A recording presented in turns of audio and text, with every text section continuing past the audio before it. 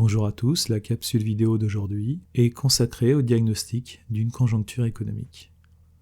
Le produit intérieur brut évolue chaque année. Rappelons que ce produit intérieur brut additionne les valeurs ajoutées créées par les entreprises sur le sol français. L'évolution du PIB d'une année sur l'autre nous indique le taux de croissance. On parlera d'expansion lorsque ce taux de croissance augmente d'année en année, de récession si ce taux de croissance diminue d'année en année, puis de dépression si le taux de croissance devient négatif. Le point de retournement qui passe de l'expansion à la récession s'appelle la crise. L'autre point de retournement, au plus bas de la récession ou de la dépression, lorsque le taux de croissance cesse enfin de s'écrouler, s'appelle la reprise. Voici l'évolution du PIB de la France de 2003 à 2024. Je vous demande de distinguer deux phases d'expansion, de distinguer ensuite deux phases de récession puis de dépression, de crise économique et de reprise.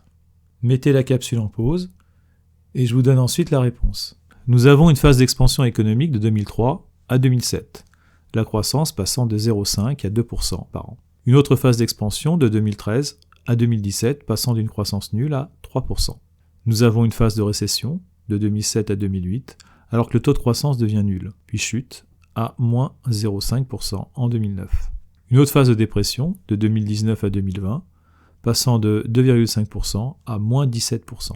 Les phases de récession-dépression sont déclenchées par la crise des subprimes en 2008, puis la crise sanitaire en 2019. La reprise s'amorce respectivement en 2009 et en 2020. C'est historiquement face à la crise de 1929 que John Maynard Keynes propose une politique conjoncturelle de redressement de l'économie, donc de stimulation de la croissance. L'État-providence exerce alors sa fonction de régulation, assignant des objectifs macroéconomiques à son intervention. Les objectifs macroéconomiques apparaissent dans le carré magique de Nicolas Kaldor. Ce carré magique possède 4 axes, qui sont la croissance économique. On la veut la plus forte possible, avec le centre de la croix correspondant à une croissance faible, voire négative, et l'extrémité reliée à une croissance forte. L'équilibre extérieur, on voudrait exporter plus qu'on importe, et le taux de couverture le plus élevé se situe à l'extrémité de la flèche. L'inflation, on voudrait la maintenir autour de 2% annuel dans la zone euro. L'extrémité de la flèche correspond donc à une inflation faible. Le chômage, à rendre aussi faible que possible, donc l'extrémité de la flèche correspond à un taux de chômage faible. Plus la superficie du carré magique est importante, plus la politique économique conjoncturelle atteint ses objectifs. Mais si on parle du caractère magique de ce carré, c'est qu'il n'est pas possible d'améliorer en même temps tous ces objectifs macroéconomiques par l'intervention de l'État dans l'économie. Ainsi, si l'on parvient à relancer la croissance de l'économie, alors ce sera en partie par des mesures inflationnistes. Donc, une amélioration sur l'axe de la croissance va se payer d'une diminution sur l'axe de l'inflation. La politique économique conjoncturelle déterminera donc l'objectif macroéconomique à favoriser et ce sera souvent la relance de la croissance. Il est simple de dresser le carré magique de chaque pays et de les juxtaposer pour comparer leur conjoncture économique. Voyons donc avec ce tableau concernant la France et les États-Unis.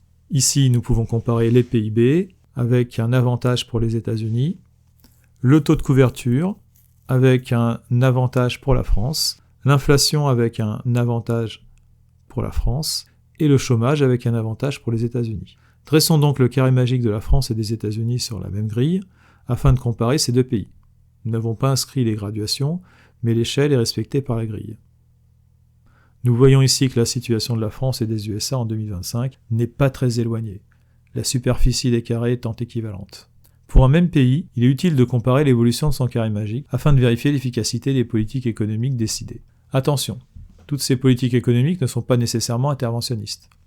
On peut aussi vérifier les conséquences d'une politique libérale de baisse du rôle de l'État dans l'économie. Opérons cette vérification pour l'Argentine avec les conséquences de la politique libérale de Javier Milei qui a été élu le 10 décembre 2023. Nous avons donc les chiffres de l'Argentine en 2023, puis ceux de 2025. Ici, le succès de la politique libérale de Javier Milei saute aux yeux.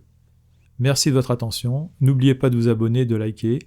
La suite au prochain numéro consacré aux politiques économiques conjoncturelles.